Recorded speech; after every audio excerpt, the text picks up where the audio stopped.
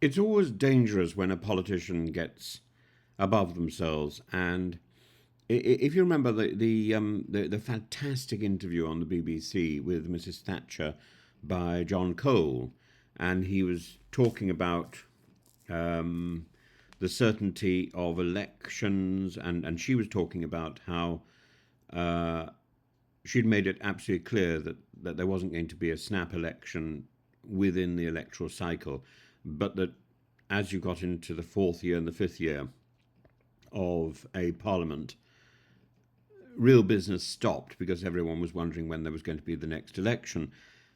We're in this very strange period now where we're barely 6 months into a new government and everyone's wondering when there's going to be a next election, because instead of getting on with the business of governing, our present government is looking over its shoulder at the next election, as indeed is the opposition. They're not dealing with the real business of helping the country to move forward. They're simply dealing with their next personal victory. So, in other words, they've become selfish and self-serving rather than serving the country.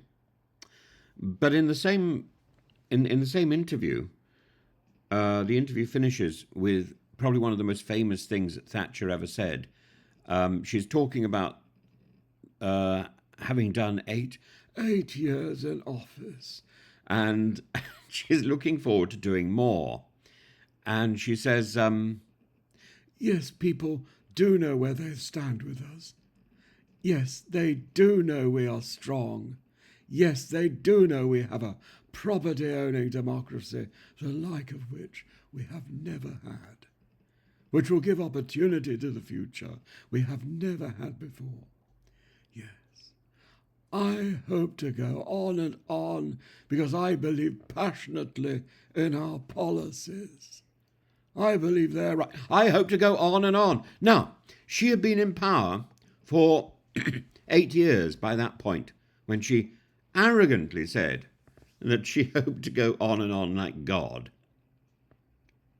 And Keir Starmer has been in power for barely 6 months, and yet he has said, he said in Kyiv yesterday, he said before that he wants to remain in power for a decade, and Rachel Reeves has stood by him. She wants to remain in power too. This isn't what we should be looking at. Our politicians shouldn't be looking at their own personal aggrandizement, at their own personal ambition at this stage. 6 months in, they should be focused on the business in hand, rather than the flattering benefit of being in power, of being in the job for more than 5 years. This obsession with elections, it's embarrassing. This Keir Starmer has talked about a decade of national renewal. It feels like confidence, and it feels less like confidence and more like tempting fate. Comparisons to Thatcher and Tony Blair, both leaders who defined their eras through transformative, if divisive, government, suggest that Starmer sees himself as a figure capable of comparative longevity and impact. But you don't get that longevity by telling people, you get it by demonstrating. And the pitfalls of hubris, when you want to determine your own importance, loom large, particularly for a leader whose government is already weathering crises mere months into office. Blair famously said he didn't speak of a third term until well into his second, understanding that long-term plans require short-term thrust. Thatcher, meanwhile, weathered political storms by projecting decisiveness and tapping into a transformative economic agenda. Starmer, in contrast, seems to have skipped straight to the victory lap before his term has even secured the pitch. This is arrogance and stupidity. He might as well swap places with Kemi Badenoch. Both of them are consumed with their own self-importance.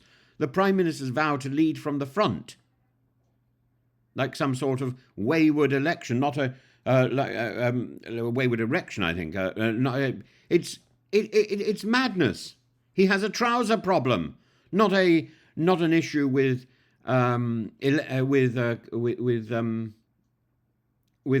consolidating his power, this is madness. He is driven by testosterone or some impulse for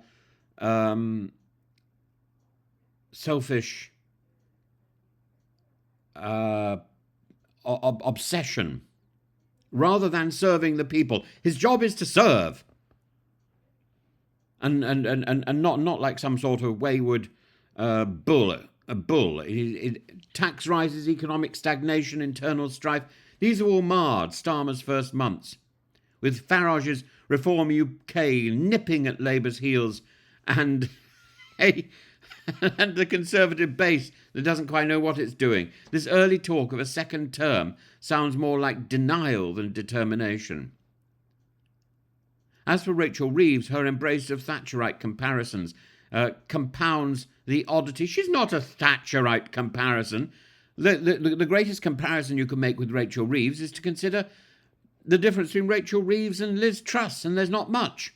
Channeling the Iron Lady while presiding over politics, over policies that have sparked voter anger, feels less like a rallying cry, more like an exercise in tone-deaf bravado, in noisy braggadocio. If Starmer and Reeves are serious about a decade of renewal, they need to keep their mouths shut and get on with the job. They'll need to avoid steering their ship straight into an iceberg of public impatience and political overreach. Ultimately, Starmer's aspiration for 10 years in power is bold, but it risks coming across as premature.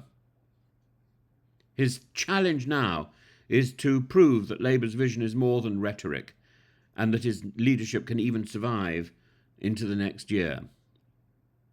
The turbulence of a first term? Absolutely. Shouldn't even be thinking about two at the moment. Thatcher and Blair earned their legacies through grit and result, not through declarations of intention and rubbing the magic lamp of longevity. Starmer would do well to remember that legacy follows achievement, not ambition. What a stupid man.